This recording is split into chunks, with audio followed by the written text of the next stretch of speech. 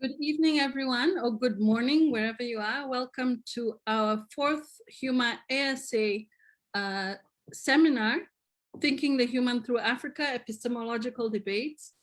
Today, we have the very real pleasure of welcoming Professors Awino Okech from the School of Oriental and African Studies and Professor Keisha-Khan from the University of Pennsylvania. So thank you all for joining us. Sincere apologies to Professor Keisha-Khan for the time mix-up, but really happy to see you here. The video you just watched was a video that is made to disseminate the HUMA-ASAA the HUMA-ASAA conference, which will be hosted at HUMA next year at the University of Cape Town. It's happening in April. So we hope that people are also interested in being part of that. So thank you. Our audience today is diverse and our topic also is diverse and compelling. And we'll be focusing on race and gender struggles in Africa and the diaspora. So usually we have, today we'll do something a little bit different. We will pose questions to our two esteemed speakers. And then this will go on for about 40 minutes. The 3 questions we'll be posing. And then there'll be time for question and answer, and then we'll wrap up. I'm not sure if there's any logistical things we need to notify anyone of right now. Divine, all is well? All is well, except just to remind people about the first names, full names. Yeah, so please do log in with your full name so that we can make sure you are who you are and that our seminar will go on smoothly. So we'll start shortly, but before I do that, I just want to read the bios of our esteemed speakers. Today we have Professor Awino Okech, whose research interests lie in the nexus between gender, sexuality, security, and nation-state making projects as they occur in conflict and post-conflict societies. Awino is attentive to power and knowledge production and transfer processes, and explores these dynamics through the methodological and pedagogical choices in her research and in the classroom. So before joining SOAS, Awino worked for a decade in the development sector across various sub-regions in Africa, and also splits her time currently between teaching in the Department of Politics and International Studies and supporting the delivery of SOAS's racial justice commitments as Associate Director for Equity and Accountability. For sure, that's a very abridged bio, forgive us. But really, I think it speaks to all the work that you've been doing and the commitment you have for really the topics that we'll be addressing today. We also have Professor Keisha-Khan, who's a feminist anthropologist, a political activist and professor of Africana Studies at the University of Pennsylvania. She writes on urban social movements, fighting against the violence of forced displacement. Keisha-Khan is the author of the prize-winning book, Black Women Against the Land Grab, The Fight for Racial Justice in Brazil. And Keisha-Khan recently served on the Latin American Studies Association delegation to investigate the impeachment of Brazilian President Dilma Rousseff. So thank you, Keisha-Khan. Obviously also a very abridged bio that we've given of you today. Thank you both for joining us. So we'll begin with a broad question, which I hope you can use to map out all the various,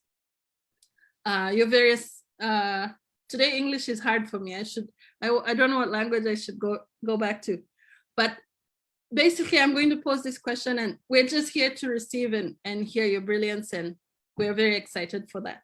So perhaps if you don't mind, Awino, I'll pose the first question to Kisha, but then it will come to you. So the question is, what connected race and gender struggles do you map out in your research?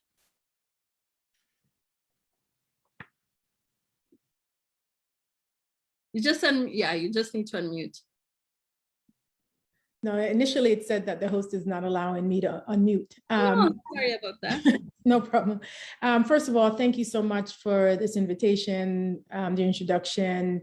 It is an absolute honor and privilege to be participating in these kinds of global conversations. I should start off by acknowledging that I'm sitting here on the Lenape territories and where Philadelphia currently stands and the University of Pennsylvania. So first and foremost that.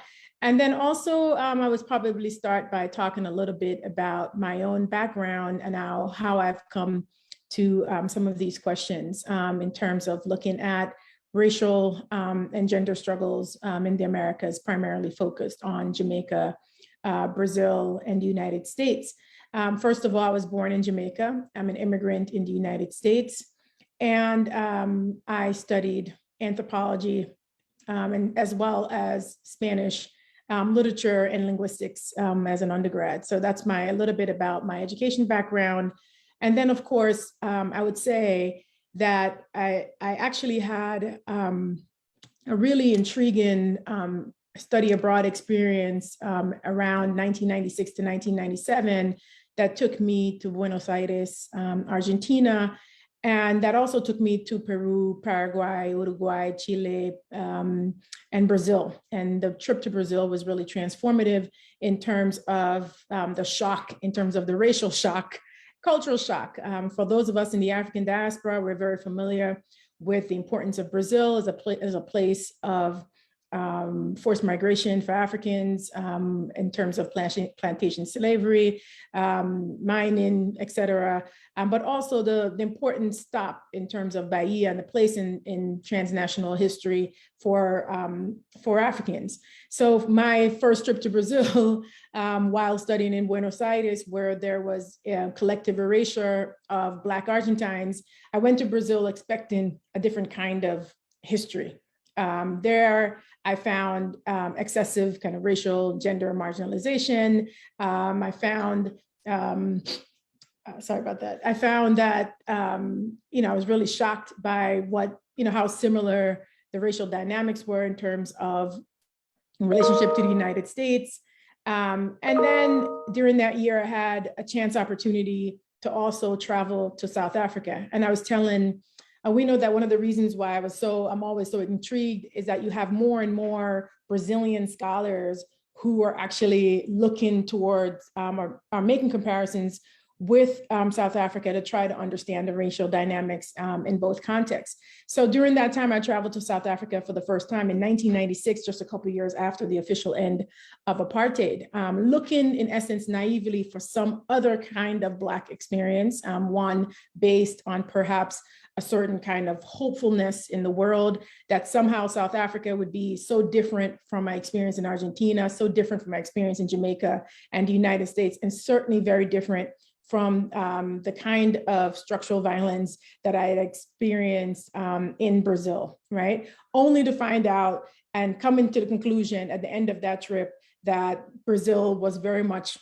like South Africa, and South Africa was very much like what we had experienced in the rest of the Americas. So I would say South Africa was very formative in my own kind of early kind of racial consciousness and experience in terms of what it means to be human in the world and the struggle and the quest for collective Black liberation. So that kind of led me to focus, and I would say a lot of my comparative works and readings on the struggle over land and land back and the return of land in a post-apartheid society. And I would say Brazil should be and is considered a post-apartheid or still apartheid society, that South Africa became a significant reference in how to talk about Black struggles for land and territory and the return of territory and the redistribution of social and economic as well as environmental resources. So I would say that I probably should kind of stop there and say that is my own kind of formative kind of years of how I understand what it means and what global Blackness means, how these struggles are interconnected, and why, after so many years of writing about Brazil, and I can talk more about that, of writing about land struggles and housing struggles in Brazil, and the struggles over territory, access to water, et cetera, why those struggles I'm now placing in a diasporic or a hemispheric context and making comparisons with the United States and Jamaica. Partly, there's a much kind of exceptionalism when it comes to race and trying to understand the racial dynamics of not South Africa, but of Brazil. And I decided that after many years of teaching about Brazil and focusing on Brazil, that I would write in a comparative frame, primarily to try to understand how these processes are deeply interconnected, how there's no way for us to understand these dynamics without reading them in comparison, that any sort of global struggle would have to take into consideration what's going on with probably one of the largest kind of African population in the world, which is in the Americas. So I think I'll probably just end there and just acknowledge again my gratitude for participating in this conversation and how much I look forward to learning from my colleagues here today. Welcome, and thank you so much, Keisha-Khan. Awino, I'll just repeat the question unless, if that's okay, or you have it. I'm just being like a boring teacher. No, okay. So the question was, what connected race and gender struggles do you map out in your research? Thanks, Wangoi, and to the HUMA team for this invitation. I've been joking with Divine over Twitter that there's world domination happening here, and it happened just at the point when I was leaving, when I was based outside of the African continent. So I'm a bit irritated, lots of FOMO happening, but it's all right, I'm here, I'm engaged, and we will live with it. So it's really an honor for me to be here this evening and also really to be in conversation with Keisha-Khan. I identify with a lot of what Kisha has said, but let me also begin by situating who I am and how I come into these conversations and why I come into them in the ways that I do. I think some of what I'm about to say is already surfaced through the summary of my biography that you already read out, which is my deep interest in knowledge production processes and power, and how that circulates in the ways in which certain knowledges become more visible than others. I'm an African Kenyan scholar activist. I even though we talk about, territories and the ways in which those are artificial, Kenya is the place in which my ancestors are buried. It is the place within which I shall return to be buried. So I'm attached to that territory as well. So my Kenyanness is as important as my Africanness, and that is the side from which I think about the world and my understanding of how questions of equality, freedom, and justice sort of proceed from.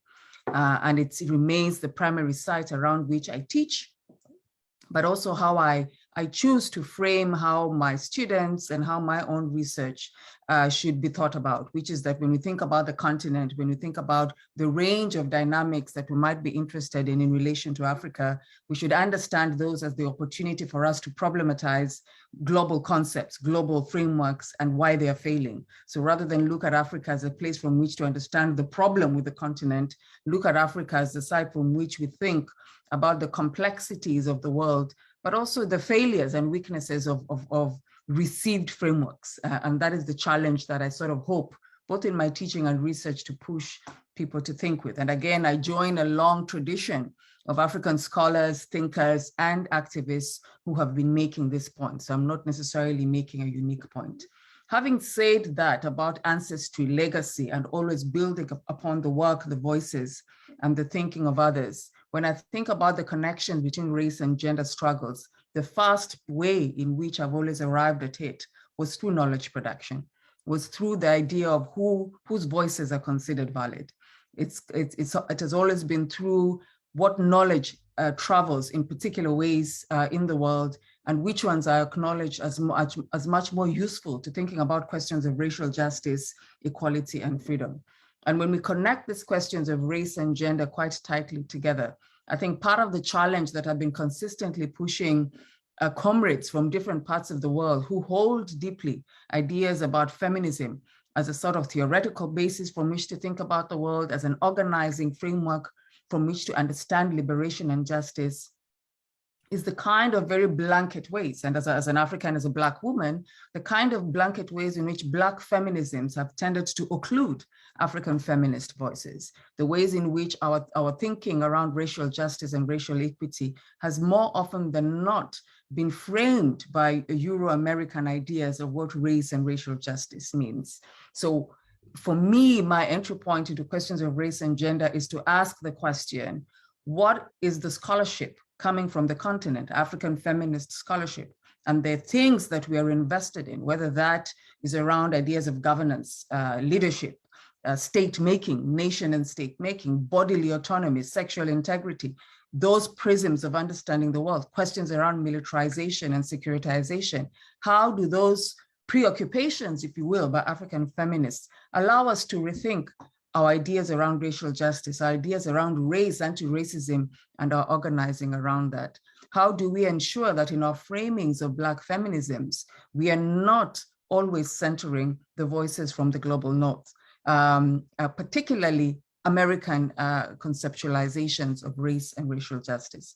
So that's a big preoccupation of mine. And that preoccupation is something that I've been consistently thinking with, not only how I teach, the sort of scholarship I expose my students through my curriculum, but it has also filtered into the kind of writing and collaborations that I've sought to build over the last 5 or so years that have been anchored primarily as a professional academic working in the academy. The second thing, if I return back to the continent as a sort of geopolitical zone, and here I want to deliberately make the point that I'm choosing not to talk about South Africa in relation to questions of race, even though South Africa gave me a lot, both of my degrees, my master's and PhD were done at the University of Cape Town. So I'm beholden and grateful to South Africa in very specific ways in terms of my own academic experience. But I think there's a tendency for us to think about questions of race, racism, and our ideas about racial justice primarily through the prism of South Africa, largely, of course, through, the sort of very deep, horrific historical questions around apartheid that are still live in the country today. But when we think about the rest of the continent, what that has meant, therefore, is that we sort of make the argument that, well, the questions of race, racial justice, race writ large are issues that South Africans are the ones who are much more preoccupied by, and they therefore don't surface both as an analytical lens to understand how the African continent is positioned geopolitically in relation to the rest of the globe. So for instance, we don't necessarily leap to critical race theory or broader analysis around questions of race when we think about multinational, supranational institutions, our relationship with the UN, the World Bank, the Bretton Woods institutions. It has surfaced tangentially through conversations around the International Criminal Court. But even how that analysis has happened, both in connection to questions of justice and our relationship with international bodies, has never primarily thought about it through a critical race theory approach, for instance, or broader academic or research scholarship that is thinking quite sophisticatedly in relation to race and gender. So I am quite interested in us, when we leave South Africa aside, what do our experiences as African peoples, those who are physically and by birth and by all other kinds of locations who claim Africa as a place from which they come from and from which they shall return at whatever point, how do we frame our experiences by understanding the ways in which racial logics function quite powerfully in how we think about geopolitics? And as somebody who's deeply interested in questions about nation and state making, these are some of the ways in which I think about the intersections between questions of race and gender, whether I'm thinking about the continent's relationship with the UN, thinking about the kinds of discourses that have surfaced around the International Criminal Court, but also around the broader debates around militarization and securitization much more broadly. Connected to this is this sort of artificial divide that, again, I join a legacy of African thinkers, movement activists and people and intellectuals who have been challenging the idea of this artificial divide of sub-Saharan Africa and North Africa. And again, we are always clear that North Africa is a very sort of specific hive, right? It's not all of North Africa. There's a particular section that's often hived off into MENA. And I think one of the most sort of clear ways in which the debates around race and racialization have surfaced through this sort of artificial geographical divide that is deeply racialized has been through the collapse of Libya, the kind of slave markets that we saw happening in Libya, the migratory routes that we are seeing outside of, coming, of course, from different parts of the African continent. But if you map that from West Africa, the Sahel, and moving up into Europe, and what that has meant in terms of people dying, trying to get across to the so-called better life on the European continent. But also then the kinds of deals that you see European governments striking with Libya to say, keep that problem on that end so that we don't have to receive this quote unquote illegal migrants into our waters. And the kind of racial logics, not in connection to Europe and the continent, but that are surfacing and operating within the geopolitical zone of Africa, within Libya, Egypt, and these zones that have often been hived off into MENA, as something for us to think deeply about as well in connection to race and gender. And of course, this allows us to connect the very, very palpable debates that we witnessed much more recently, which for many of us we've known existed, particularly around COVID-19 and how that narrative very quickly shifted in relation to the experiences of Black people in China, the experiences that we've seen of domestic migrants in Qatar, in Lebanon, the experiences of Black students in India. So there's a broader conversation here that we need to have about the transnational that Kisha has been talking about. But the transnational, not just in terms of solidarity, organizing, but there's something there about the thinking, that there's lots of opportunities for us to build broader work about, which I hope we can sort of dig into at some point. Thank you so much, Awino and Keisha-Khan, for not situating yourselves, but as an entry point into us understanding all of these connections that you're making. For sure, it's really important that you pointed out the hegemony of anti-Blackness, but equally the very deep racial logics that operate on the continent. Keisha-Khan, you talked about the globality of apartheid, which is important because it's often used in reference just to South Africa. And so this is all really important. And my next question for you then is, we've talked kind of on the meta level about these dynamics that persist and the infrastructure that keep them alive, but what are some of the articulations of these different struggles, these racial and gendered struggles that you are attending to? And how do they make us think about what it means to be human or non-human? Thank you. Thank you so much for that next question. And I should probably expand on some of the ideas that I had mentioned earlier and explain myself a little bit further. First of all, I would say that I want to lift up the memory of the great Anani Jizenyo, who was my colleague at Brown University for the last 15 years. He was someone who wrote extensively about the relationship between Africa and the Americas. I'm part of a group of Ghanaian intellectuals that made that linkage quite explicit in their work, especially between West Africa, South America, and the broader Americas, and North America as well, and really committed to that project, especially after having Brazil having a significant population in Ghana. So I would say that, he taught me quite a lot. And we also had some very strong conversations about what it means to be African in the world, and what does it mean even to invert or in our geography of reason, precisely what my colleague Awino was just talking about in terms of not always centering North America and Europe, but primarily what I'm interested in as a scholar of critical geographies as well, is what does it mean to rethink what Africa means to the diaspora in terms of the artificiality of geographic boundaries, right? So what does it mean for the scholars who have written about Brazil, when you go to Brazil and you can hear in terms of how Africanity has changed over time, because oftentimes I believe that Africanity only defined and understood as belonging to a certain geographic region requires a certain kind of European logics that I think excludes Africans in Brazil, for example, and Africans in Argentina and Uruguay and those places. So I really am strongly always, Anani and I had a lot of conversations about what that means, but other scholars have taken that on, such as Randy Maturi and others, to think about what it means to be African in the Americas 300, 400 years, 500 years removed. So I think that's really important. And that's one of the reasons why I've been really interested as well in questions of Black women's knowledges that comes from extensive memory of having extensive memory in terms of back to, not necessarily back to Africa, as well as recent travels back and forth in terms of the actual movement of African Black women from places like Brazil to the African continent, as well as African women moving back and forth between these spaces and sharing knowledges and ideas. And so I think this is really important for us to start to rethink in a more expansive notion of the African and what that means for our own humanity, to break down some of those geographic boundaries.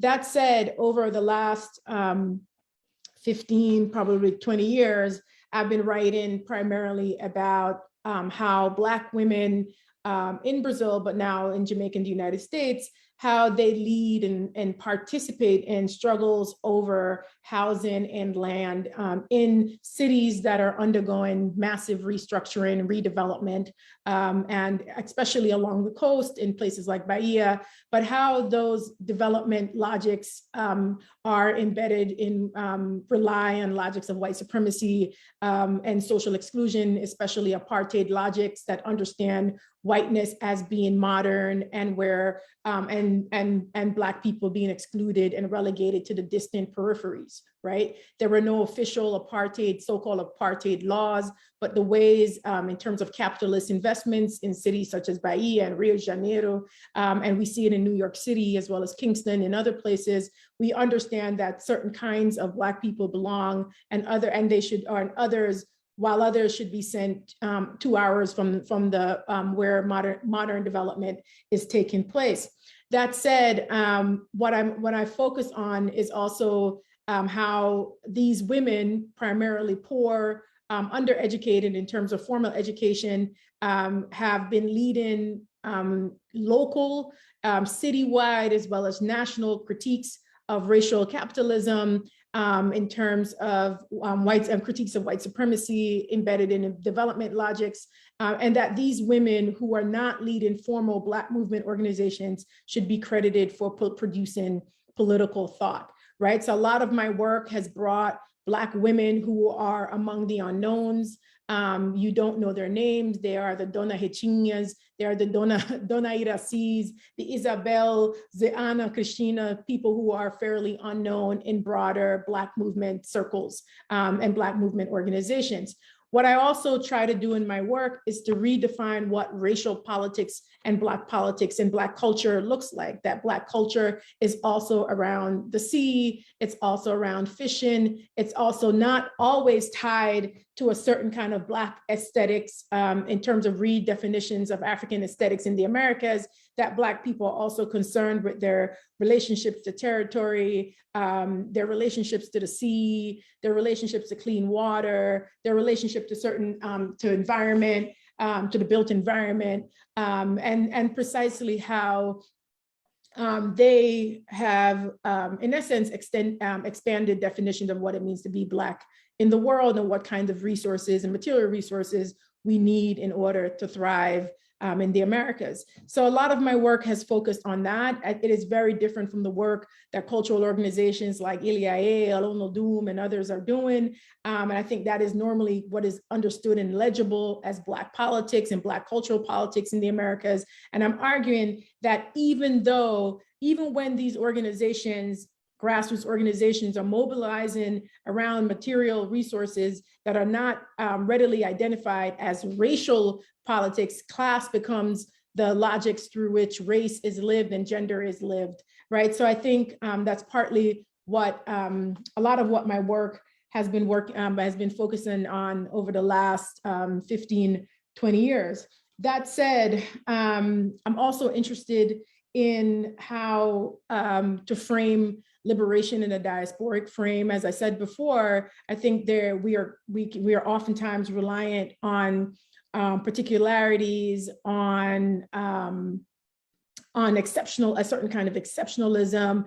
I should say that in teaching in Africana studies in the United States, oftentimes what happened is that you have students who are very much like me, when I went to South Africa, I have to say that I was really praying and hoping for something other than what I had already known. And what you find is that students study Brazil, they study Colombia, they study elsewhere with the hope that they'll find something better, less violent, more secure, someplace where they can, bake in the sun, where they can just, be themselves in the world without being worried about being killed by a stray bullet or even an intentional targeted bullet, right? So I think there's a sense that people study these contexts. They want to find paradise in places like Brazil. They want in the same way that they might want to find paradise when they return to the African continent. Part of what my teachings and my own work has been saying is that what if we look at these processes as deeply interconnected, that you can't understand the struggle over racial violence in the United States without looking precisely at how they're deeply connected to the war going on in Mexico City and in Salvador, that the soldiers that were trained to kill people in Colombia were also trained by the same institutions that are killing people in Rio de Janeiro, that also were killing folks in South Africa and elsewhere, and the tanks that lead to to the killings in Kenya would also be connected to what we're experiencing today. I also always tell people, I'm always struck by all of the support for Palestine and I also stand in solidarity with the peoples of Palestine, but I also suggest that what if we were to think about, for example, how the security state of places like Israel, how much is invested in terms of the security state of places like Brazil, where the people to be secured and the people to be removed and be targeted and eliminated are African descendant peoples, right? So I think what happened if we read them in the same conversation. So I'm really, for example, the work that I did on the impeachment of Dilma Rousseff, part of the struggle against Dilma Rousseff was partly she had decided to stop the importation of Israeli weapons to Brazil. But at the same time, she was also heavily criticized for ignoring the genocide, the state-sponsored genocide against Black people in Brazil, especially in preparation for the World Cup and the Olympic Games. So all that to suggest that much of my work, even though locally situated in communities, fighting not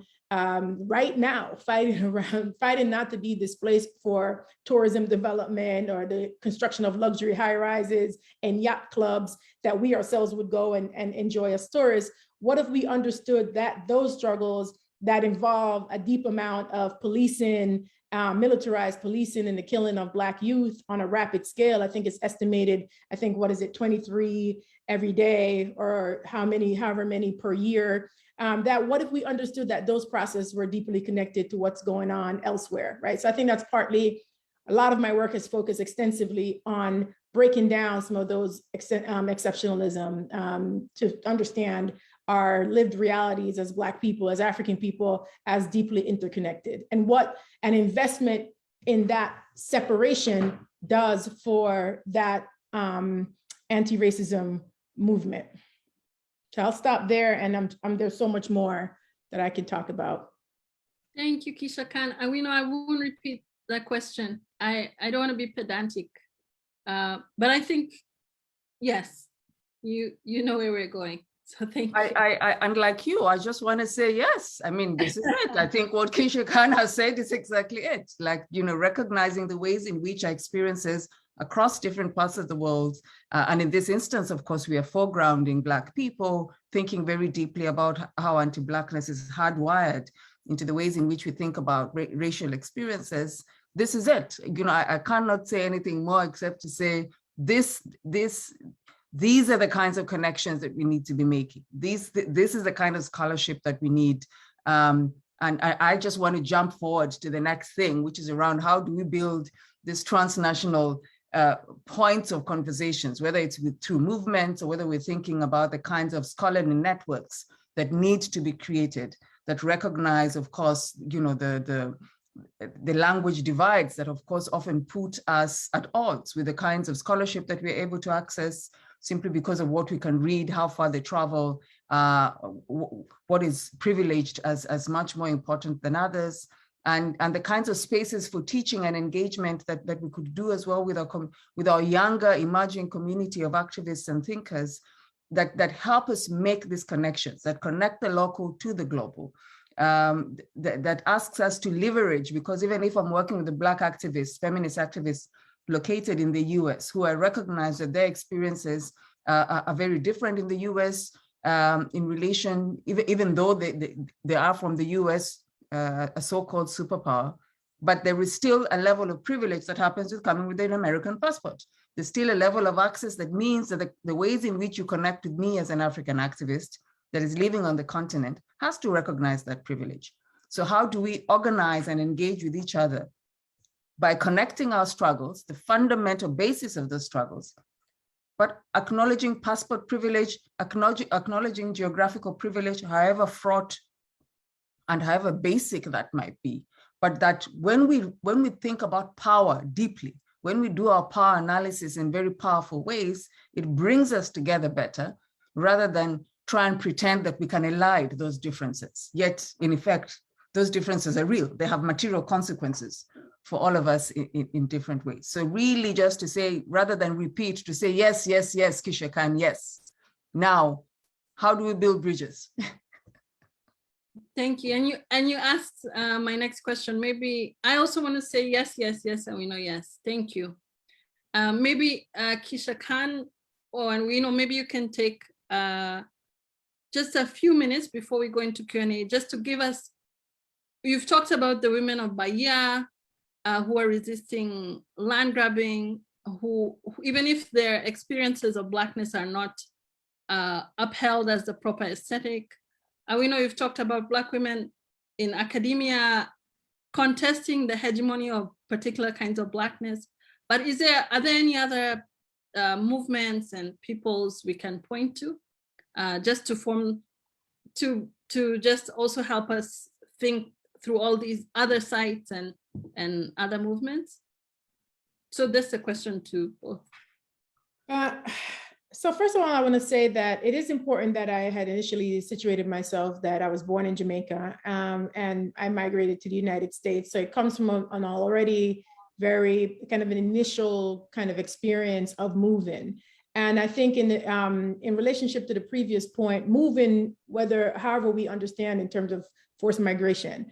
And I think in response to the earlier point, and I do think it is extremely important to think about power relations and imperialism and what these borders mean in terms of for the movement of Africans across the world, especially as we're even thinking of our identities and why people hold on so strongly to particular kind of national identities, right? As to say, I am Jamaican or I'm Nigerian or African-American, right? So why? Because they come with particular privilege and power in particular contexts, right? So there's a reason why no one wants to be associated with being African-American when they migrate to the United States, right? And however we manifest that is real. There's a reason why North Americans will hold on tightly and flash and exaggerate accents, when to kind of exaggerate a certain kind of Black difference when they're also traveling in other parts of the Black world, right? Because do we know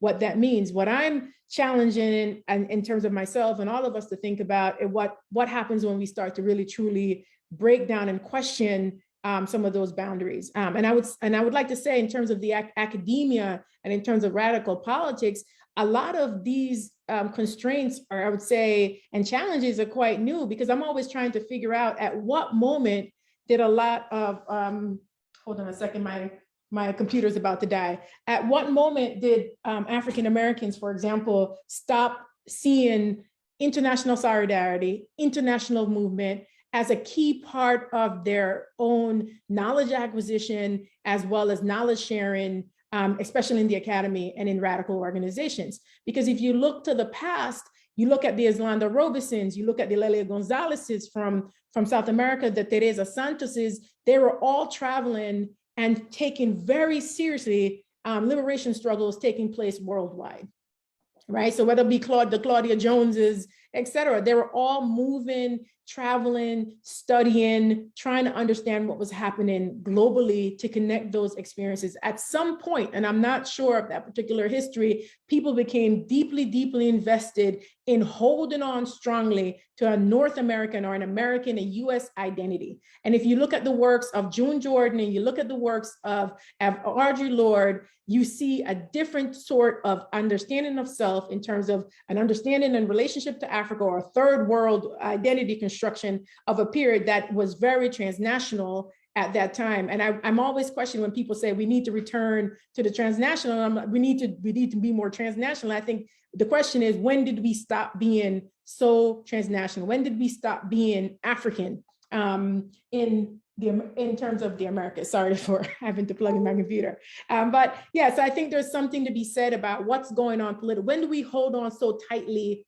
to empire, right? And you see whether it be the Katrina, event where, disaster, where people holding on tight to the American flag, right? So I think there's something to be said about why and when, for example, with people, when you look back at the Malcolm X's and you look back at those folks who took seriously global struggles quite seriously. When I think about Brazilians, for example, thinking that African Americans are a much larger population than they really are, right? They're always stunned to realize that African Americans are a fragment of the Brazilian Black population, right? And so how much discursive work it takes to be so dominant in the Americas that we forget that there are more than 100 million African people in the rest of the Americas, right? That Brazil, as a minority nation, has a Black majority population, that conservative estimate of 55%, meaning 55% of more than 200 million people, right? What that means compared to the United States Black population. But the intellectual and the intellectual work it takes to take up that much space in the Americas, right? And I think we really have to think about that. A lot of the work I've been doing is around translation. It's also around encouraging students to learn the languages that are spoken across the diaspora, to read more widely, to do precisely what Awino had suggested in terms of to not just read US Black feminists, but to read and cite the works that's being produced across the world. So I think there's something, and it takes a particular kind of political and intellectual commitment to realize that if you're serious about Black liberation, you cannot only read what's being produced in English or what's being produced in North America, right? So I'll end there, and then I look forward to the questions from my colleagues. Awino, would you like to add something here? Absolutely, just 3 quick points. And I want to pick up on the question of translation and the commitment. And it's a commitment, not just a political, and it's a political commitment in multiple ways. It's a political commitment to making the statement that I want to see the world in a much more broader ways and investing in that personally. It's also a political commitment in terms of resourcing, right? In terms of how our institutions are able to resource our access to different kinds of material in different languages and in different forms. That unfortunately in a capitalist economy requires money, and how universities and institutions can invest in translation. And, you know, many years ago, as a young, just fresh out of my PhD, doing some work for Codestria as part of the Agenda Institute. And I remember sitting in this space, and this is going to sound absolutely ridiculous, but yet these are these aha moments that come to you, where we're all feminist scholars talking about, you know, questions of gender and sexuality, but the ways in which we thought about it and the scholars that we access were very different. We had people from Francophone Africa who are different, reading very different people. As somebody who primarily spoke and read in English, I was reading very different people, and Lusophone, and, you know, and sort of and if you use this sort of typologies of understanding the African continent.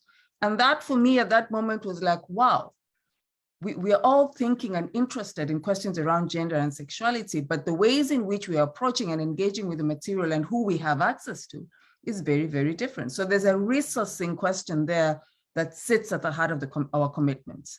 And how we think about translation as an imperative in building, rethinking, and re-engaging the transnational. I wanted to just lift up also the kinds of commitments that I've seen from different kinds of movements, and really just to flag, for instance, the recently established Black Feminist Fund, you know, that is deeply invested, you know, in resourcing, supporting Black feminist thinking, organizing, and seeing that as the sort of basis around which to think about freedom and justice. This is the first of its kind. Of course, you have had the African Women's Development Fund, UF, but this is a much more broader investment in thinking about Black feminisms in its totality. And Black feminisms here is not a code word for Europe and America, but really thinking about it broadly. And that money, thinking about money as a political tool, as something that allows us to do the kind of work that we are interested in without the sort of attachments and investments of donor funding, for me is an important signal, message, and an important opportunity in this moment, again, to begin to imagine different ways of organizing and thinking much more broadly as Black feminists. I'm somebody who's done work around and thinking around conflict and security, and, you know, in all of the literature in feminist security studies or conflict-related work, we always talk about these windows, right? There's always this moment in history. There's always this point where you have the chance to sort of put your foot in and prise the door open and keep it open, you know. And I think in the most recent future, if I think about, you know, the former president of the US before the current one, I'm trying not to mention his name, you know, I think about that moment as a powerful one for Africa. You know, so if I think about it as in relation to race and gender, but also in relation to the continent and Blackness, I think it was that moment that told us, that demonstrated what we already knew, but we could call it out now, right? That all of these lies that we were fed about particular forms of governance, particular kind of rabid ideas about progress and democracy that was suddenly jettisoned to certain parts of the world, no, they're happening in your own backyard. You are cultivating these same people in your backyard, right? And what does this moment, rather than it becoming that thing that our presidents used to say, you cannot dictate to us about democracy, what does that moment tell us as people who are invested in change and rethinking freedom and justice? What does it allow us to price open in the ways in which we connect with each other? So rather than an us and them, you and them, no, you don't talk to us about X, how does that bring us together? Now, I don't think we successfully, you know, got there. BLM was another moment that I think opened up quite useful conversations in the summer of 2020. And I think that it sort of enlarged the space for the kinds of organizing and the kinds of connections, because in that moment, you saw the connections that were happening in relation to the, you know, policing in the US. You saw people making the connections with NSAS in Nigeria. You saw that happen with the connections that were happening on extrajudicial killings in places like Kenya. You saw that opening up and making the connections and questions about migrations and borders, right? So analytically, intellectually, I think that is happening. I think my own hunger is around the people-to-people organizing, you know, that kind of bridging work, the kind of stuff that actually makes change happen. Because as a scholar activist, I'm often very I sit in this contradictory space where I recognize that you cannot have a revolution without a revolutionary theory. But I also am that kind of person who thinks we cannot theorize forever, right? We need to take that theory, we need to return that theory from the place from which we got it, because our theorizations are always empirical. They're always based on understanding and seeing people and examining the worlds within which we live in. Thanks. Thank you so much, Awino. We'll open the floor now for questions. Maybe what we'll do, we'll take 3 at a time, if that's okay. Please don't be shy. None of us at HUMA are shy. So, but you can put your questions in either the chat or you can raise your hand. And maybe my HUMA people will help me if I miss any questions. So okay, I see one there. I'll come to you shortly, Shomaka. I'll just want to make sure there's none other at the moment. Okay, thank you. So thank you so much, Shomaka. Please proceed. Should I just ask the question, do you need to, should I identify myself? Yes, please. Thank you. If that's okay. Okay. Yeah, I'm Shamartha Keita. I'm a biological anthropologist and physician.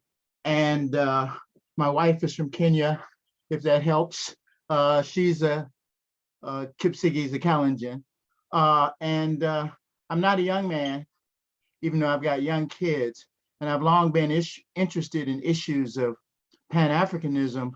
I see myself as an Africanist biological anthropologist, which means that you have to deal with a lot of issues related to past theories, related to racialization and to some degree gender.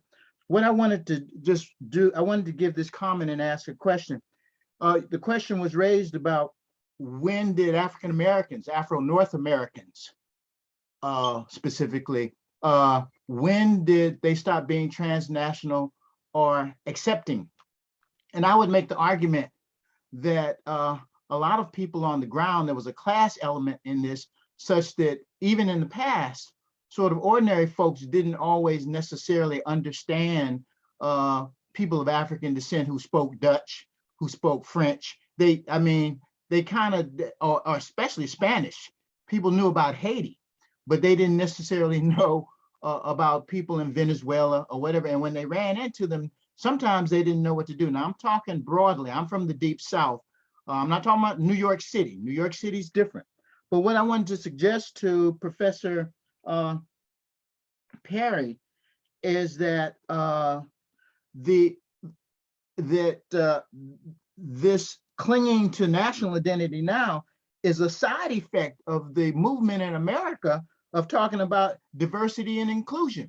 In other words, Afro-Americans who now, who may have seen themselves as outside of the system, I think that you have more and more people seeing themselves, or because of the movement of diversity and inclusion, they see themselves or want to be a part of the larger America. And this is a subconscious side effect.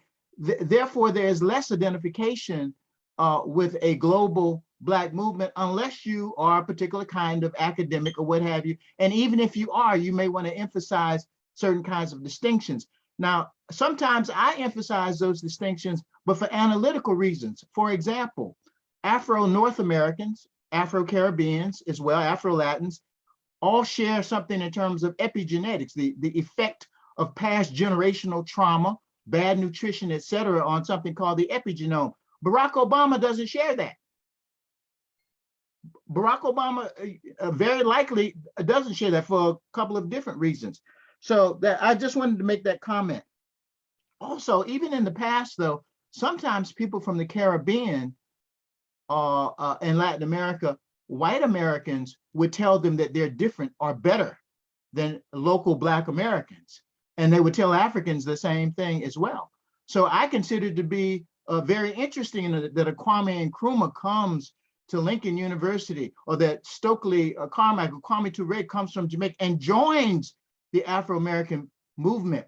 You even have Afro-Cubans or light-skinned Cubans who weren't necessarily thought of as Afro in their own, Afro descent in their own country, who in some cases joined the Afro-American movement. However, what's interesting about that is they then lost their Afro-Cuban identity, which I dislike. I want them to be Afro-Cubans who join the struggle, but knowingly, not to become some generic Black, okay? That's the biological anthropologist in me, but anyway, you know that. Now, for Miss Okech, I have a question for Dr.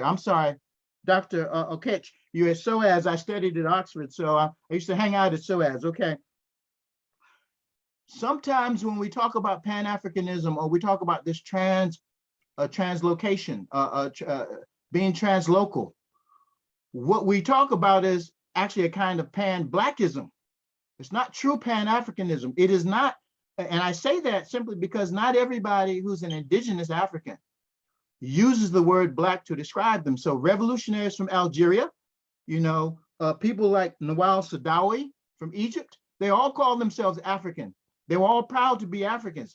Gaddafi on his best days, African, but not necessarily Black, because Black in those countries, and I studied in Egypt too, has a particular resonance, although not always. When I was in Cairo in 1975, there were some Egyptians, even from the ruling class who had lost land during the revolution, who about my color said, well, I'm Black too. I think they weren't patronizing me, but they were trying to make a point that they weren't Europeans, that they weren't white, that they weren't Westerners. It was an oppositional category, not so much an affiliation.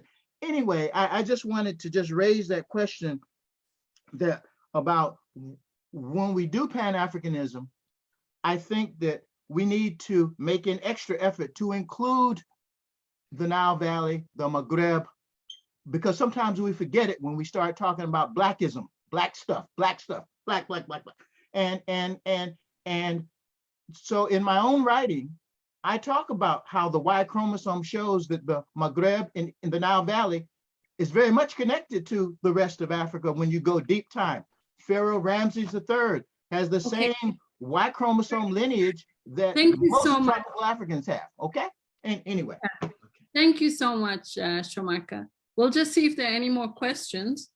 You know, I have to scroll all the way here. Okay, then I will take the opportunity to ask one of my questions.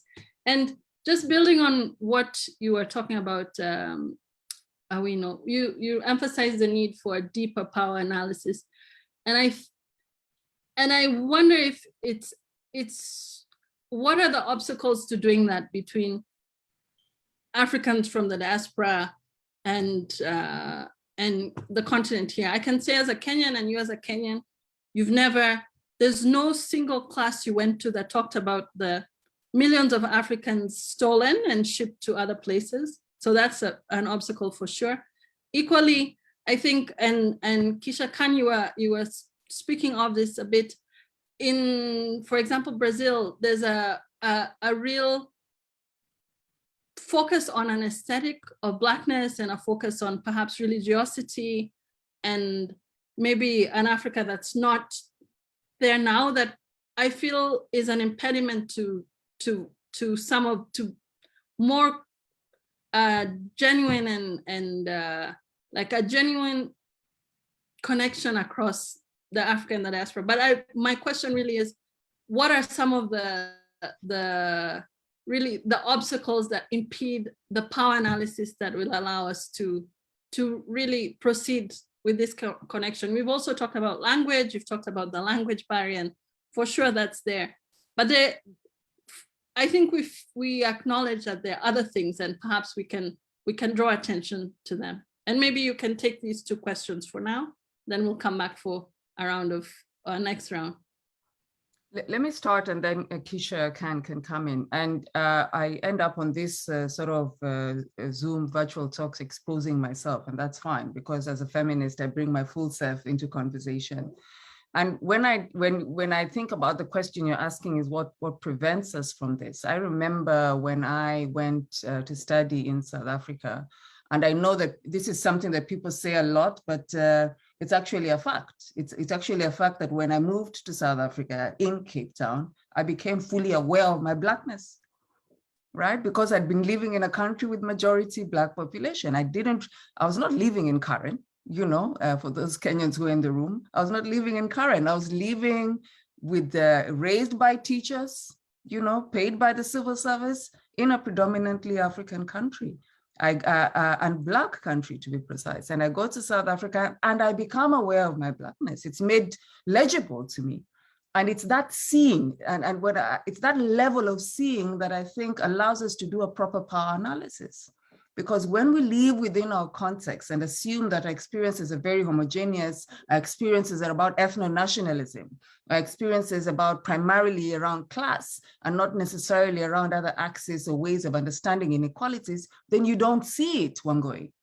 And so that's the first thing that I want to think about in relation to what living in South Africa allowed me to see in relation to understanding of power at the intersection of race and gender. Moving to the UK allowed me another layer of seeing.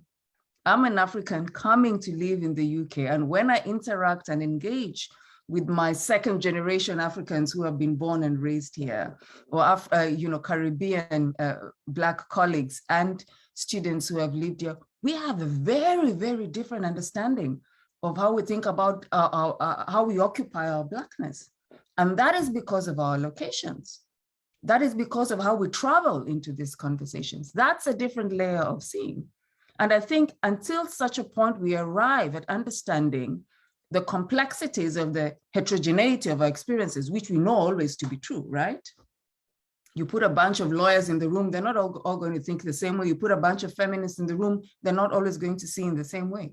But the process of coming together requires an acknowledgement of the vast ways in which we arrive at our idea of ourselves, our humanity, and to then find the points of convergence to build anew, to connect together without always, while recognizing the particularities of how our exclusions, inclusion, our harm, heart, has shaped fundamentally about how we think about coalition building, how we think about our connections or relationship with other parts of the Black world much more broadly. So it's really, the only way I can think about it, Wangoi, to respond to is the ability to see. And it's really a deep seeing, right? It's really to see deeply how people experience the world and to recognize in very, very fundamental ways, not intellectually, really from the point of heart and empathy and generosity. That when I sit here as an African in the UK, I don't understand what a Black person who was born here experiences about the system. I don't. Intellectually, I can make very, very wonderful arguments. But the way in which I travel in this society is very different from how they travel in this society, irrespective of the fact that we will be read the same way externally. And that for me has been a fundamental lesson from living in South Africa and living here in the United Kingdom. We need to see each other, Wangoi, and see each other in fundamental ways and then travel to a power analysis and find each other. Ndugu Keita, I'm glad you recognized the Daktari there because I worked hard for that PhD. So I would have pulled you back had you not acknowledged it. But you are making the point that I already made, right? Which is around the fact that this artificial separation between sub-Saharan Africa and North Africa is one that has been contested for a very long time, but it's also racialized in very specific ways. So when you think of our people in Egypt and Libya thinking of themselves as African and not Black, that's a racialized logic that's operating there. And that's why you find our comrades in Libya finding it very easy to sell our comrades from Mali, Nigeria, because of a sort of anti-Blackness logic that operates there.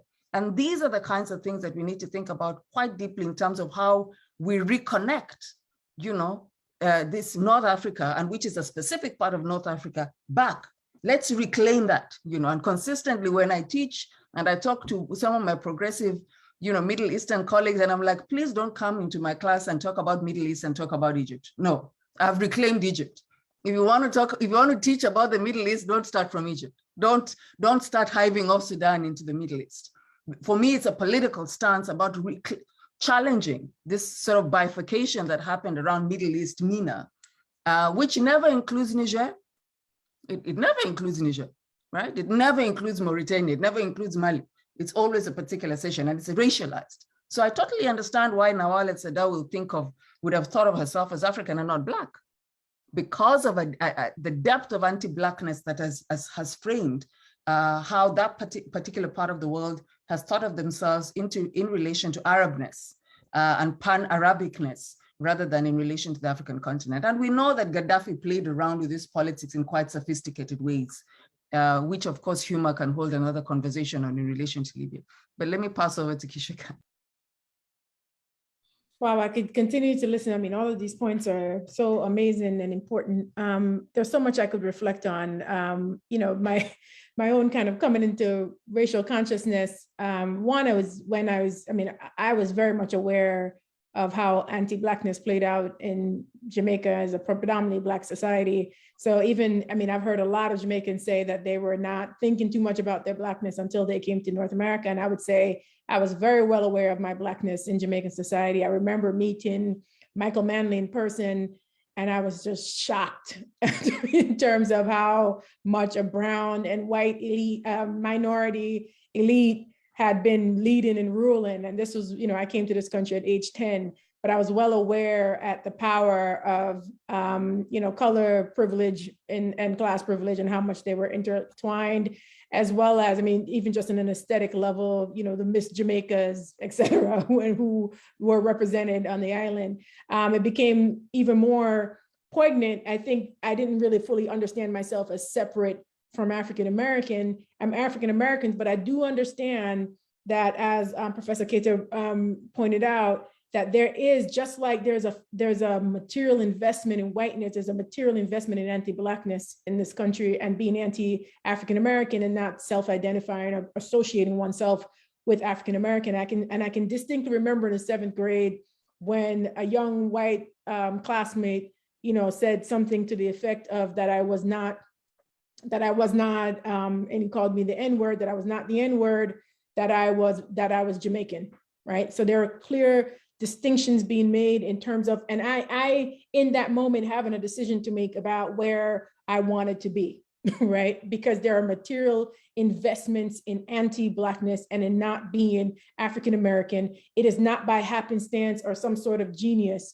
that, for example, that the elite colleges of the United States are populated, the Blacks in the elite colleges of the United States are populated by majority Caribbean and African first generation or recent arrivals of Africans in this country. Is not because somehow people are geniuses of a particular nature. There's a particular investment, there's a particular narrative structure that is embedded in how we understand African-American worth and value, intellectual capacity, and potential in this country, right? And an investment made in separating African and Caribbean people and other people from the African diaspora. It's the same way that Angela Davis can write in her autobiography that her family would pretend to speak Spanish so as to subvert Jim Crow. And there are many narratives around that in throughout history, right? In the United States. So that's really, I think, an important point. Your point about diversity and inclusion,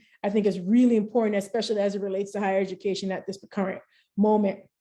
And I think that's why in the past you could make particular connections and you could see Africans come in to study in HBCUs. I mean, there are plenty of scholarship about that, and then going on to lead liberation struggles, and African-Americans going on to participate in liberation struggles, I think is a particular historical moment and a particular kind of global understanding of anti-racism, as well as a global Black liberation freedom movement that required solidarity and connection in very concrete material ways. I also like the point that Awino made about even just thinking about not just revolutionary thought, but also the kinds of thought that comes out of concrete actions and mobilizations, right? And if you think about the Haitian Revolution, it was one of those unthought events. People didn't think it up, it happened, and the ideas came out of about revolution and freedom came out of those movements. I think particular to think about how we can bridge those gaps in terms of organizing, I think is especially critical. The other thing that I wanted to think about, the question about mentioning of Brazil, I think the reason why I probably, even though I focus on Brazil in the United States, I think I overemphasize Brazil is because I think there's still so much denial about what the Black Brazilian population looks like. A student of mine, Melanie White, just presented about Nicaragua, and I think there's still a lot of shock about the significance of the Black population in Nicaragua and Central America and just Latin America in general, and why it's important for us to really, so I think part of the, the obstacle is really a deep erasure about the collective existence of Blackness in the Americas. But also, I would say that in terms of even rethinking kind of the racial strivings in the United States, I mean, policing, the police state, does not make a distinction. When we think about Abner Louima, when we think about Amadou Diallo, there are no distinction. There's no prison industrial complex that says, we're going to give preferences to the Nigerian over the African American, right? The more than 3 million currently, approximately 3 million incarcerated, approximately 21 plus million in the carceral state. There are various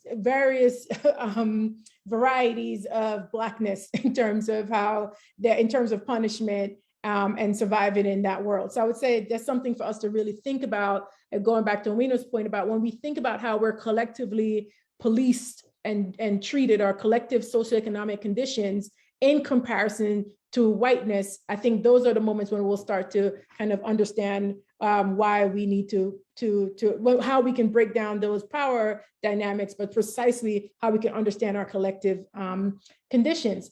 The other point as well, I would say, the obstacles to organizing collectively as Africans in the Americas is really a very narrow definition of what African is and what it means to be African in the world, right? So I know I've been called colonized in Brazil, for example, for not being a participant in a Yoruba-centered religion, right, of candomblé, right? So I think so I think a very narrow definition of a group of religious groups.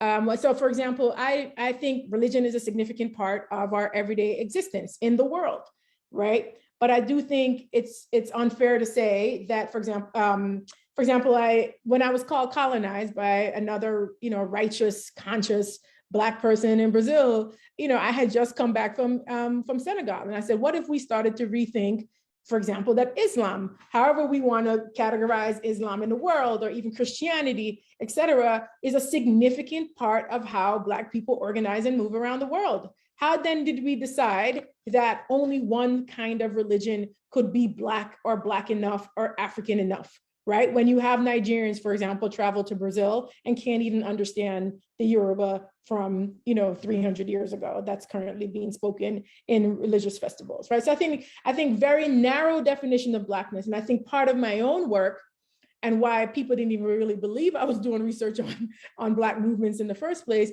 is because they couldn't understand that communities Black people mobilizing around housing and land as a material right, as a basic human right, could actually be participating in a Black movement.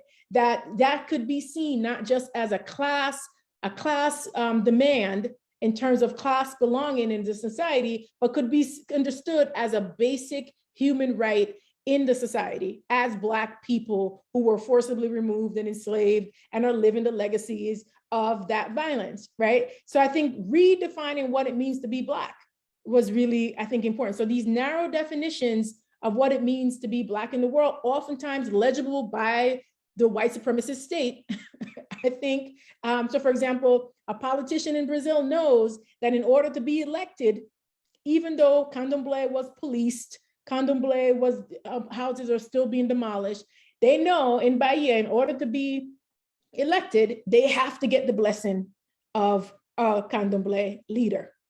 At the same time that houses are being demolished, the same time Black women are being relegated to the margins, the same time that entire urban communities where these ideas are flourishing are being demolished and removed and relocated, right? So if we only rely on these narrow definitions of Blackness that oftentimes are ideas that have not changed for 300 years, right? I think that becomes a significant obstacle to really making claims to the land. The same thing in terms of ideas such as indigeneity, that if we rely on very colonial definitions of what it means to be first, colonial definitions of time, for example, of what it means to arrive, of what it means to be present in the land in ways that now indigenous people also have to take on in resistance to occupation. If we rely on those very logics, it means that Black people also can't make claims. They can't land.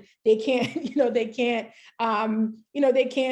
belong in the space. These territories, they become basically persona non grata in territories that had been previously circulated and inhabited by all kinds of people, and Africans had been moving before colonialism, et cetera. So I think colonization, et cetera. So I think there's just very narrow, I think one way for me, and I think even thinking about the Jamaican context, and I think that's an important example.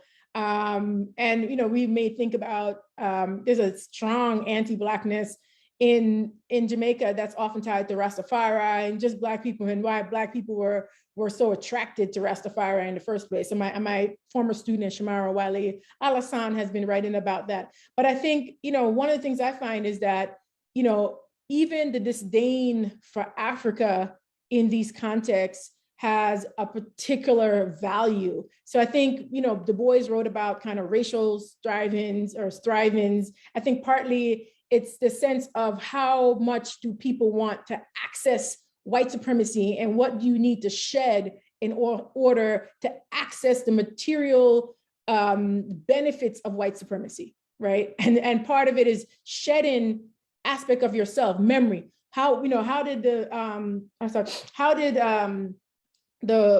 Haitian Revolution, people were so fascinated that Black people had thought, because one could not imagine that people did not shed their collective experiences, right? I think it's something worth thinking about. So even in Brazil, I always say, Brazil, slavery was abolished in Brazil in 1888. We're just merely 100 years away from the abolition of slavery in Brazil, which means, and that people were, and the average lifespan was 7 years, which meant that people were constantly going back and forth. But it means that even after abolition, people were constantly going back and forth between Africa and the Americas. What it means is that there's a circulation of ideas and goods and politics and philosophies and ways of being that then also we can imagine that the Haitian Revolution doesn't come out of nowhere, that these rebellions don't come out of nowhere, because there's this understanding of themselves and being human in the world even prior to the slave trade, right? So I think, trying to shed, your African self, I think is really part of the dehumanization process, is that you only want people to imagine themselves in their condition as having been enslaved, not people who have experienced freedom, even in terms of a collective memory before colonization, that the self could only have emerged, the human could only have emerged with European conquest, right? And I think that's part of the disdain for Africa and the promotion of an education, the miseducation of self, that really is about shedding this African past in some capacity, right? How do we imagine ourselves without, beyond the slave trade? How do we imagine our collective memories outside of colonization, right? So I think those are the things that I would like to, to highlight, and I look forward to some of the other questions.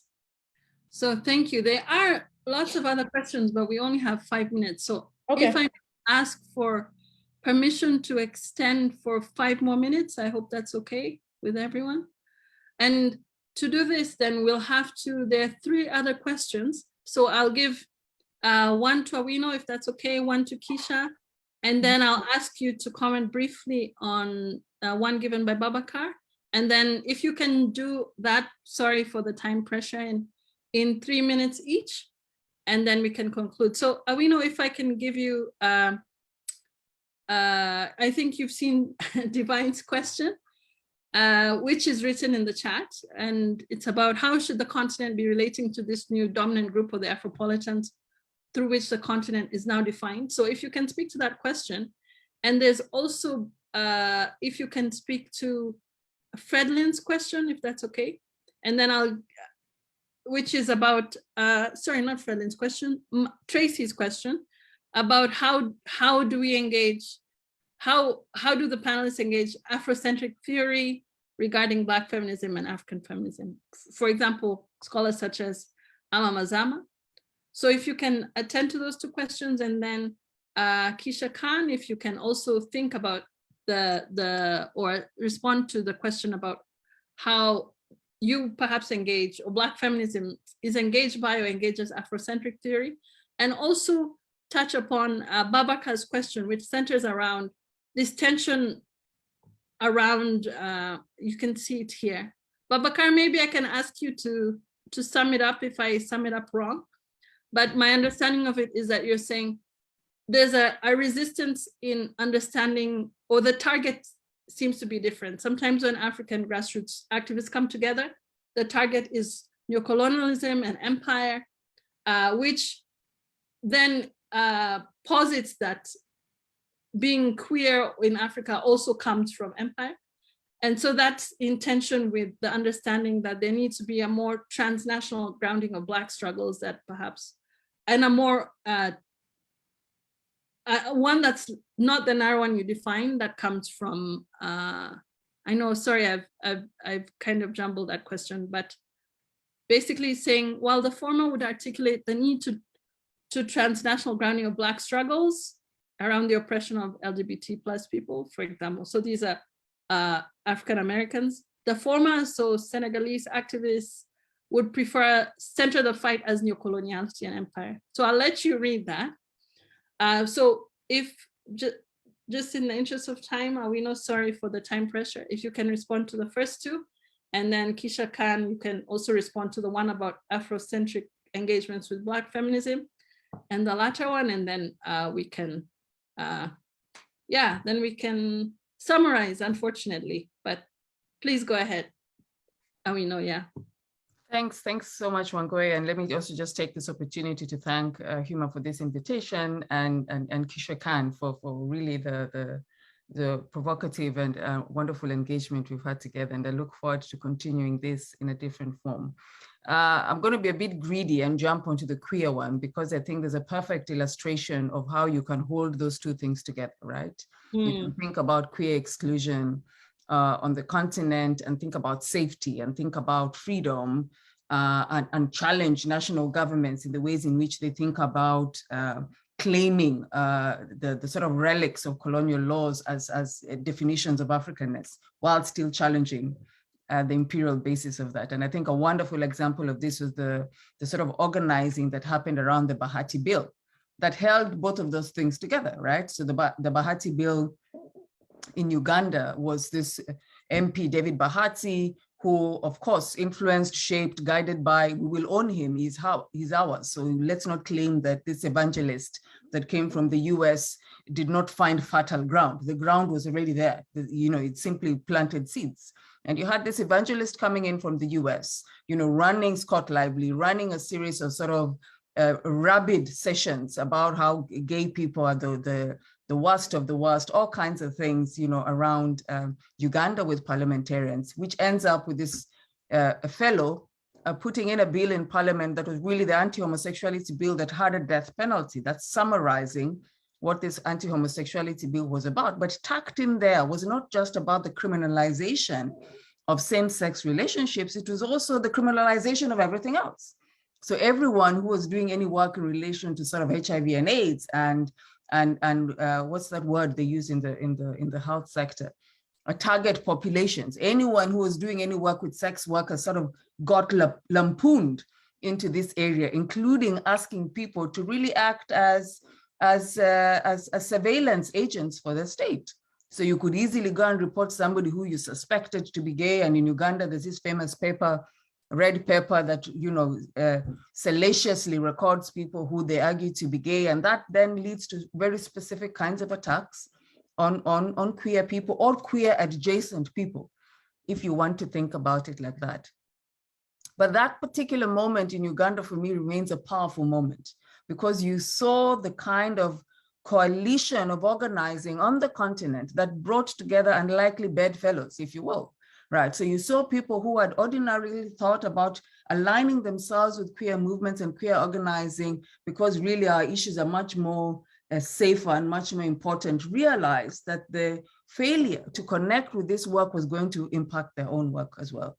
So a powerful moment of coalition building amongst everyone who was doing anything associated with sexual violence, questions about bodily autonomy, integrity, safety, HIV and AIDS, health questions, and queer organizers that came together.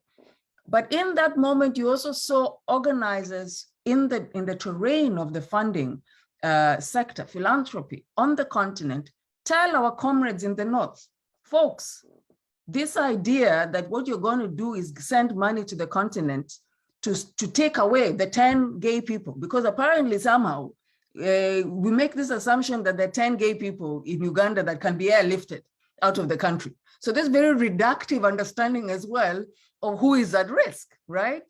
If we argue that queer people are everywhere, right? And how people navigate their queerness is very different. So this idea that you're going to get activists out, those 10 people that you're getting out have families, they have connections. How does removing them from their context into context in the Europe and American space that are not necessarily safe? They're not safe either. We know this from observing how trans people are being treated. We know it from observing how queer people are treated in their own communities. So this narrative of safety that exists elsewhere was also being challenged by both those in the philanthropy sector, but also by activists. And they said, no, we're going to make this place safe. So you are going to bring that money here, and we are going to challenge our governments, because the 10 people that you want to leave are not the only 10 queer people in Uganda. And we must think about this much more broadly and think about it structurally. But you also saw Ugandan activists file a case in New York, that made the argument that what Scott Lively was doing was a crime against humanity, and even though the case did not succeed, it was strategic litigation and it was precedent setting. This is a long story to make the point about how it actually goes back to your argument, Wangari, about power analysis. You saw activists working with each other in powerful ways to not reproduce the kinds of hierarchies that always exist, even amongst our most progressive friends, which is around to say, let's parachute people out of this, let's do X, Y, and Z. You saw African activists holding their ground to say, this is how we want support to work around this particular issue. You saw a wide range of mobilizations amongst human rights activists that produced some very important coalitional results, but also led to an impact in the sort of fashioning of the eventual bill that went into parliament. But I said I was being greedy, but I'm emphasizing that it's possible to do both things. I always argue you can eat and walk at the same time. I think we can talk about both things at the same time without necessarily thinking that we have to hold to a critique of empire without holding a critique of Museveni and a critique of Kenyatta. Both of those things can exist at the same time. And analytically, they both operate from the same base, if you will, from where I stand. Divine, when people like me moved to the UK, and again, I always emphasize that I'm not the first person who's making this argument. I'm building on a long legacy of Africans who have been working in the academy in the United Kingdom and elsewhere, who for a range of reasons have found their lives here. Our argument has always been, the point is, how do we leverage our position here, right? How do we leverage the access to resources that we have by virtue of the universities that we are located in and government funding to do the kind of productive work that we want to do at home?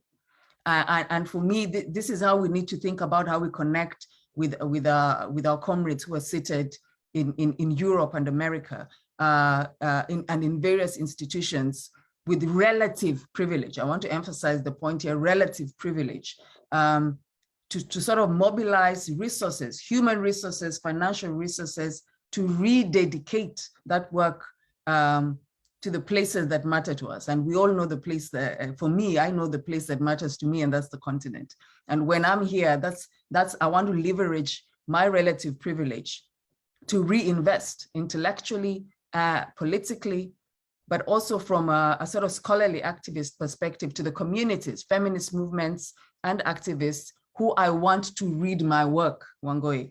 I do not write for my fellow academics. I write for the people who made me, and those were feminist movements and my feminist comrades.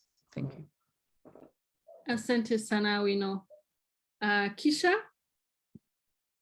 I also want to second that point that I always write about how I was made in terms of out of a grassroots movement. And in essence, I was supposed to follow in the footsteps of my mother, who's a lawyer, and became an academic instead. But I still think I have that advocacy kind of spirit in me, that my work should be it should be part of a larger kind of liberation struggle. And part of it, I understand, is that there's an ideological war going on, and universities still hold an important place. Classrooms that are university classrooms, as well as social movement classrooms, still hold an important place in terms of the ideological struggle going on, especially about what it means for us to be human in the world, and what does liberation mean, and et cetera. So I think that's an important point to make, that we're always working in service of our communities, local, national, and global. So I think that's important. I think there are a couple of comments that were made in the chat that I probably should address. And I do agree that I probably oversimplified the comment about a certain kind of Yoruba centrism in Brazil. I mean, there's much scholarship that's been written on this. There's a lot of work available, probably only in Portuguese, but I do strongly encourage you to read some of that work about why particular groups dominated at particular historical moments in Brazil, and what it meant for a generalized definition of Blackness in relationship to Yoruba culture, right? So I think that's really important. Also, there's been work done on the linguistic implications of that, in terms of why people were able to hold on to language for so long, and why certain aspects of the language did not change in particular ways. So I encourage those of you to read on that. And yes, I agree, I probably oversimplify what it means. And yes, there are Nigerians who are Yoruba who go to Brazil and express that they have tremendous difficulty understanding some of the Yoruba that they hear, right? So I think that's important, as well as there's a collective erasure of Islam in terms of Islamic history in Bahia among some of the enslaved Africans who went to Brazil. I mean, we understand why it's called the Muslim uprising of 1835, for example. So there's a collective kind of amnesia about the significance and kind of the vastness of what it means to be African in the Americas. So I think there's much more to be said about that. And yes, I probably oversimplified in some ways. The question related to Afrocentric theory and Black feminism, I'm not as familiar with the work of Awino in terms of what she's written, and others, I would say. I think partly what my own work has focused on is really a much probably more expansive definition of what it means to be kind of African in the Americas, right? In terms of not particular certain and how that manifests in the everyday lives of African descendant people, but also how African culture changed over time, because African culture is not static, whether it's on the continent or in the Americas. So I think that's something that a lot of my teaching and my work in terms of reading and citing has focused on, whether it be, and also finding new terminologies for understanding those connections, whether it be quilombismo from someone like Abdias Nascimento, who I would say in quilombismo proposed a certain kind of Afrocentrism, but really in terms of what it means for Africans to have created spaces of refuge, whether it be palenques, maroon societies, et cetera, within the Americas itself, right? So I think, and what does it mean to create these kind of African societies in the Americas and how they're manifested. So I think that's something that I'm really curious about and interested in reading and teaching about as well. So I think that's important. I don't necessarily prescribe to or participate in any very strict kind of Afrocentrism, although I would understand myself in the Sheila Walker sense of being an Afrocentric as well as being a feminist, and always aiming to read more widely and teaching more widely in terms of the kinds of work that Black feminists, Black broadly defined, are producing globally. I would say that the question about homophobia and empire was really curious to me as well. And I'm not sure if I have much more to say than what Awino already said. But I would say that in thinking about the Caribbean and people's work, like a scholar's work, like M. Jackie Alexander, I would say that we have to think seriously about how much very strict definitions of gender and masculinity and femininity and sexuality, pleasure, all of these things have been strictly defined in order to recreate a certain kind of moral social order in colonial societies and post-colonial societies, and what it means then to belong in the world and prescribe very strict understandings of masculinity, femininity, sexual pleasure, bodily autonomy, et cetera. So I think we have to really think seriously about our investment in empire, while our critique of empire, while also investing in colonial logic or imperial logics, or especially as it relates to gender and sexuality. That said, I also agree that that is important to come up with new terms, new lexicon for understanding how this works globally, right? Whether it be in terms of new grammars for understanding gender and sexuality that doesn't always come from the North, in terms of the global North. So for example, I've taught a book about Suriname and Mati work, and that comes out of the Winti religion. And I'm always amazed that no one kind of holds on to it. Like everyone just goes back to queer and, they go back. So I think I'm just interested in figuring out if there are new terms or ways of understanding gender and sexuality that takes us beyond the dominant lexicon that comes out primarily of North America and Europe, to other terms, other ways of being, other ways of understanding how this has always worked historically and continues to work historically, that doesn't rely so much on the basically North American and European language. So I'm really curious to see what other terms, and I always ask students about that. What other terms came out of your work other than queer, other than LGBTQI+, other than, so I'm really interested in recognizing that maybe the English language, the French language is not sufficient for understanding or naming what we have been living and experiencing as it relates to gender and sexuality. So I'll end on that note and say thank you so much for inviting me. I mean, it's just been a wonderful, enlightening conversation. I have so much to learn, and I'm sure if anyone has any follow-up questions, concerns, critiques, please feel free to write to me directly at my University of Pennsylvania address. And thank you so much, Awino. Thank you so much, Wagui. Thank you so much, Keisha-Khan and Awino.